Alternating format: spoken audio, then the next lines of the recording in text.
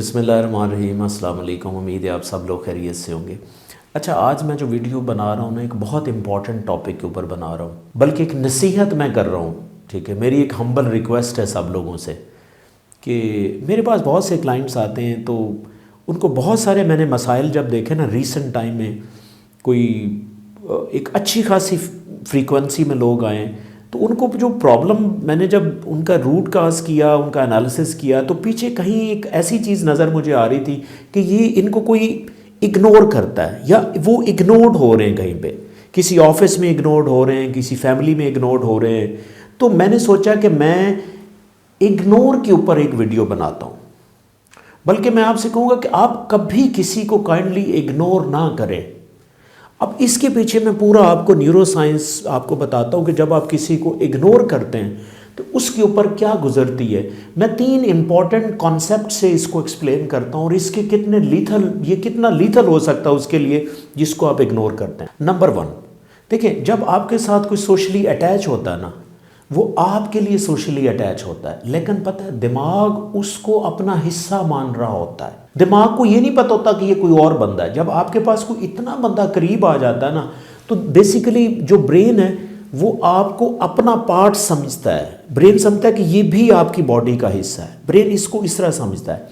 और जब वो बंदा आपसे अलहदा होता है या आप किसी को अलहदा कर देते हैं, तो उसके लिए ये लगता है कि उसको कोई इंजरी हुई है, जिसे जिसे सोशल इंजरी का नाम दिया जाता है। यानी कि आप जब किसी को छोड़ के चले जाते हैं या साइड से गुजर जाते हैं तो ब्रेन उसको ना इंजरी के तौर पे लेता है। और जब इंजरी के तौर पे लेता है तो उसको पेन होती है, आपको पेन होती है।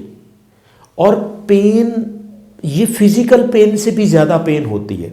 इसके पीछे भी मैं आपको न्यूरो साइंस का कॉन्सेप्ट बता दूं। देखें, जब भी आपको कोई फिजिकल इंजरी हो या सोशल इंजरी हो या इमोशनल इंजरी जिसे हम कह लें, तो बेसिकली पेन का ब्रेन के ऊपर एक ही पाथवे है। एक ही पाथवे है। चाहे फिजिकल इंजरी हो तो भी वो पेन होनी है, चाहे इमोशनल इंजरी हो तो भी वही ब्रेन पाथवे एक्टिव होता है, सेम पाथवे होता है। ब्रेन उसको रिकॉग्नाइज नहीं कर सकता कि ये फिजिकल इंजरी है या इमोशनल इंजरी, तो ब्रेन उसी तरह पेन फील करवाता है आपको। तो इसीलिए पहला कॉन्सेप्ट ये है कि जब आप किसी को इग्नोर करते हैं तो उसका ब्रेन इसको इंजरी समझता है और ऐसे ही पेन फील होती है। और दूसरा इंपॉर्टेंट जो न्यूरो साइंस का कॉन्सेप्ट है कि जब आपके साथ कोई आप किसी के साथ अटैच होते हैं, तो जब अटैचमेंट होती है, इमोशनल अटैचमेंट होती है, आप किसी के करीब होते हैं, तो आपके ब्रेन से एक ख़ास किस्म का न्यूरो हार्मोन रिलीज होता है जिसे हम ऑक्सीटोसिन कहते हैं, जिसे हम लव हार्मोन भी कहते हैं। वो सिक्रीट होता है, वो आपको हैप्पीनेस देता रहता है, आप अच्छा फील करते रहते हैं। और जब आप अच्छा फील करते रहते हैं तो जैसे ही आप किसी को इग्नोर करते हैं तो वो ऑक्सीटोसिन रिलीज होना बंद हो जाता है। जब बंद हो जाता है तो ऑब्वियसली आप हैप्पी नहीं है, तो आपको पेन फील होती। और तीसरा इंपॉर्टेंट मैं कॉन्सेप्ट बता दूं कि जब आप किसी को इग्नोर करते हैं, अच्छा, बहुत से बिहेवियर्स में ना 2 तरह के फिनोमेनाज होते हैं। कुछ बिहेवियर ऐसे होते हैं, फ़र्ज़ करें आप कोई नशा करते हैं, कोई एडिक्शन है, आपको मोबाइल एडिक्शन है या कोई भी एडिक्शन है, तो उसमें ना टॉलरेंस हो जाती है, आपको टॉलरेंस हो जाती है। यानी कि आप जब तक कुछ ज़्यादा काम नहीं करेंगे आप सेटिस्फाई नहीं होंगे।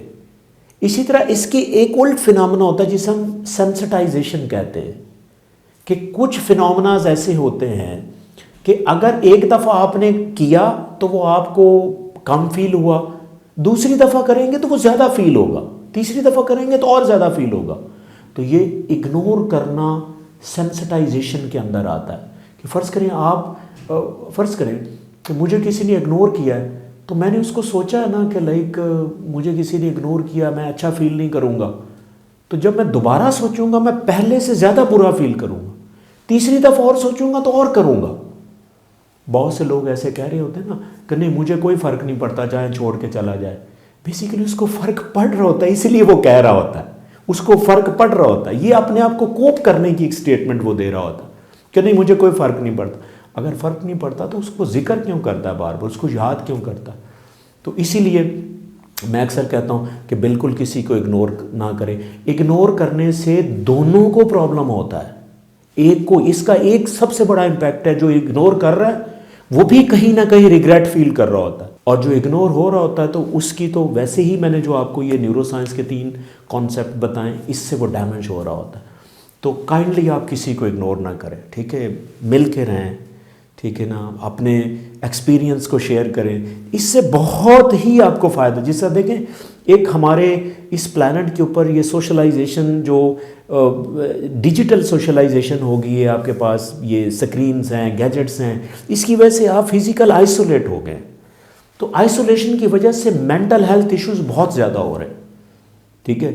तो इसको मैनेज करने के लिए मैं कहता हूँ कि आप सोशलाइजेशन बढ़ाएं, कम ना करें काइंडली, तो ये आपके लिए फ़ायदा हो सकता है। और अगेन, किसी को इग्नोर ना करें। Thank you so much.